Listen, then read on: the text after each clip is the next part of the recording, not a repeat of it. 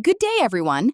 Today we're going to learn about the Linux kernel, starting from its definition, main functions, how Linux distributions manage and install kernels, what happens when kernel updates fail, and how to recover from those issues.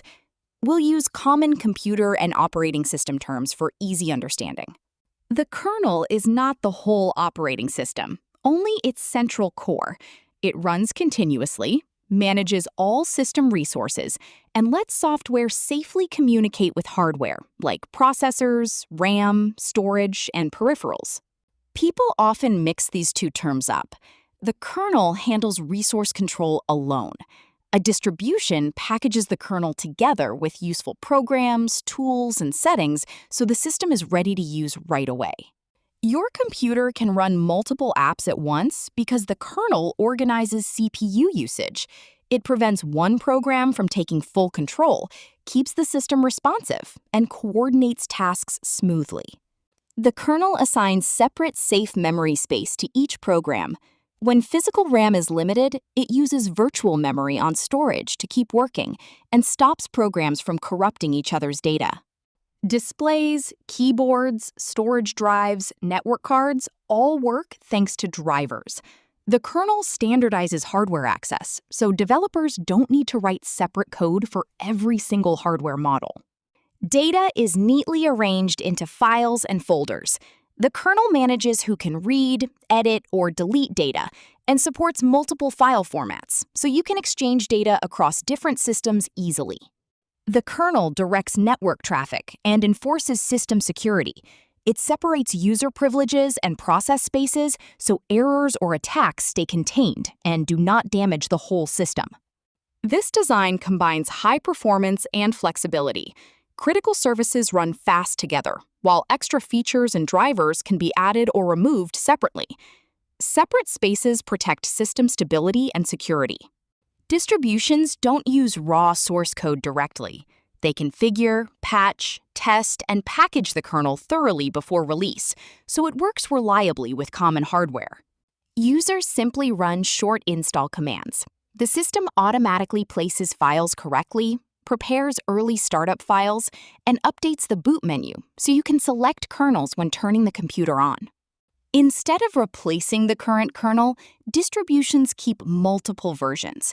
This gives you flexibility. Try new kernels while keeping proven working versions available anytime. Sometimes a new kernel does not work well with certain hardware. Having a backup kernel means you can boot normally again without losing data or facing difficult recovery. Updates can fail for many reasons. Full storage, interrupted processes, incompatible graphics/hardware drivers, or errors in startup file creation and boot configuration. You might see error text or a black screen. Don't panic. Your personal files are safe, and you can recover by booting from your reliable backup kernel. Sometimes you can boot up, but screens look bad, internet won't connect, or devices don't appear. This typically happens when drivers fail to install, compile, or match the new kernel version. Interrupted updates can leave software packages unfinished. This blocks new installations and updates until you resolve errors and restore proper package status. The most important first step is booting into your known good kernel. Once running normally, you can safely investigate causes and fix issues without emergency pressure. Use system repair commands suited to your distribution. Fix package status, rebuild startup files, refresh boot settings, or fully remove broken kernel versions when necessary. If the boot menu doesn't work, use a live USB or CD. You can access system drives and perform repairs externally to restore normal boot capability. Prevention is easier than repair.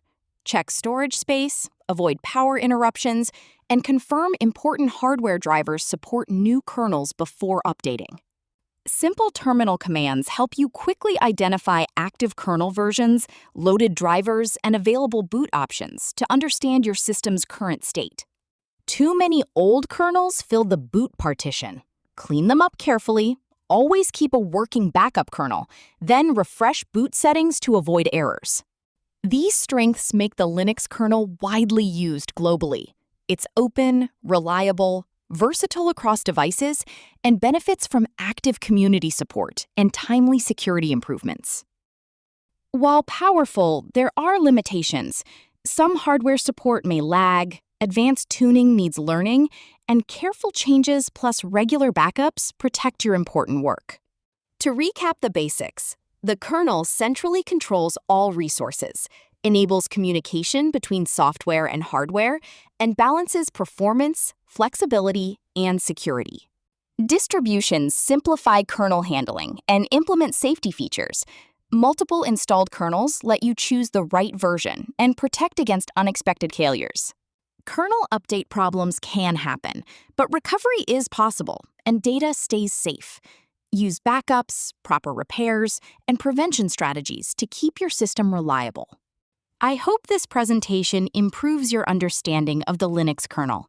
Stay careful, keep backups, keep learning, and you will manage Linux systems with confidence. Thank you for listening.